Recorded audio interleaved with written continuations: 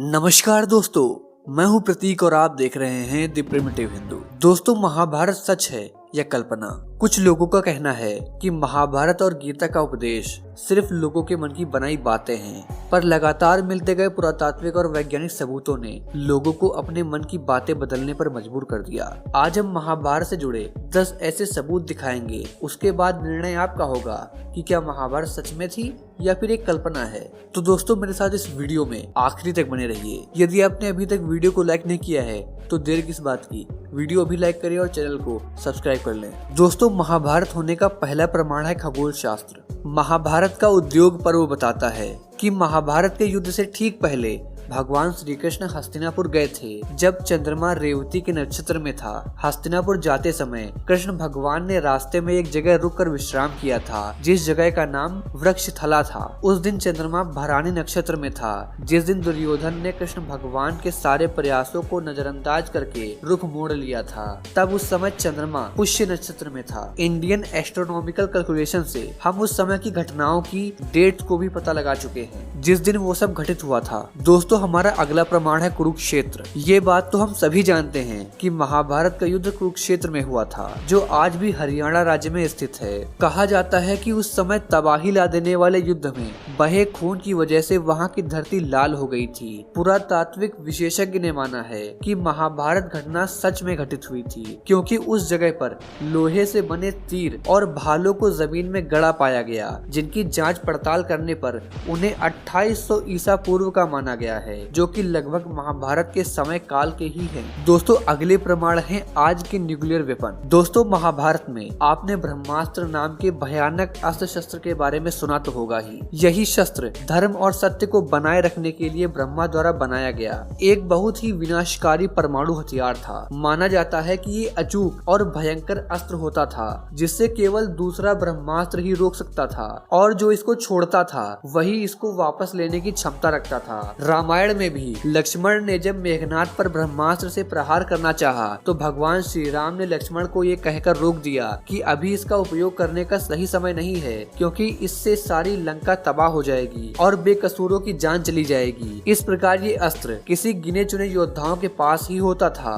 रामायण में ये अस्त्र लक्ष्मण और विभीषण के पास था, और महाभारत में ये द्रोणाचार्य, अश्वत्थामा, कृष्ण, युधिष्ठिर, कर्ण, प्रद्युम्न और अर्जुन के पास होता था। दोस्तों, ये अस्त्र पूरी दुनिया को तबाह करने की ताकत रखता था। अब आप सोच रहे होंगे कि मैं आपको यह सब क्यों बता रहा हूँ, तो ये बात आपको बता दूं कि आधुनिक काल में जे रॉबर्ट ओपेनहाइमर ने गीता और महाभारत का बहुत गहरा अध्ययन किया, और गौरतलब है कि अमेरिका ने इसी वैज्ञानिक जे रॉबर्ट ओपेनहाइमर को परमाणु बम बनाने का काम दिया था। उन्होंने महाभारत काल के ब्रह्मास्त्र अस्त्र की संहारक क्षमता पर शोध किया, और उन्होंने अपने मिशन को ट्रिनिटी नाम दिया। दोस्तों, फिर रॉबर्ट ओपेनहाइमर के नेतृत्व में 1939 से 1945 के बीच अमेरिकन साइंटिस्ट की एक टीम ने इस प्रोजेक्ट पर काम करना शुरू कर दिया। 16 जुलाई 1945 को इसका पहला परीक्षण किया गया, और धमाके का परिणाम कुछ वैसा ही था जैसा पौराणिक ग्रंथों में ब्रह्मास्त्र के बारे में कहा गया था, कि वास्तव में महाभारत में ब्रह्मास्त्र, जिसको आज परमाणु बम कहते हैं, उसका प्रयोग था। इस घटक बम के सफल परीक्षण के बाद जे रॉबर्ट ओपेनहाइमर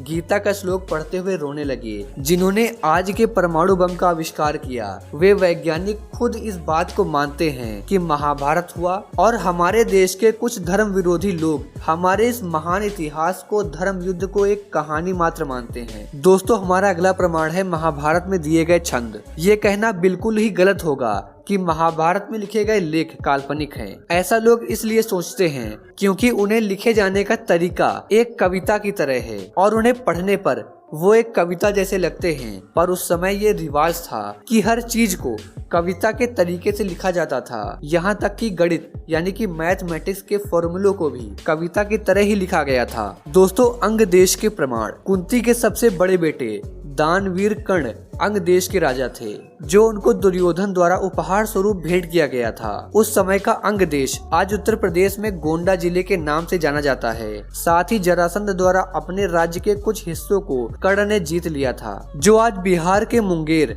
और भागलपुर जिले के नाम से जाने जाते हैं। वहीं जिसको आज हम दिल्ली कहते हैं, वह महाभारत समय के इंद्रप्रस्थ के नाम से जानी जाती थी। तो ये स्थान तो काल्पनिक नहीं है, सैकड़ों स्थान तो ऐसे भी हैं जिनका नाम महाभारत के वक्त में भी वही होते थे जो अब हैं, जैसे द्वारिका, कुरुक्षेत्र, बरनावा, हिडिंबा आदि। दोस्तों, हमारे अगले प्रमाण है चक्रव्यूह के पत्थर। हिमाचल प्रदेश के हमीरपुर जिले के 16 सिंगी धार के नीचे बसा राजनौड़ गांव एक ऐतिहासिक स्थल के नाम से मशहूर है। प्रचलित मान्यताओं के अनुसार पांडव अज्ञातवास के दौरान यहाँ रुके थे। अज्ञातवास के दौरान अर्जुन ने यहाँ पर चक्रव्यूह का ज्ञान प्राप्त करने पर उसे पत्थर पर उकेरा था, जो आज भी मौजूद है। इस चक्रव्यूह को ध्यान से देखा जाए तो इसमें अंदर जाने का रास्ता तो साफ दिखाई देता है, लेकिन बाहर आने का रास्ता तो पता ही नहीं चलता। एक खंडहर नुमा महल के पास ये चक्रव्यूह मौजूद है, जिसे पीपुल किले के नाम से जाना जाता है। अर्जुन ने यहाँ अपने बाकी भाइयों को चक्रव्यूह सिखाया था। दोस्तों, हमारा अगला प्रमाण है लाक्षागृह। महाभारत में लाक्षागृह की महत्वपूर्ण भूमिका निभाई जाती है। कौरवों ने लाख से इसको बनवाया था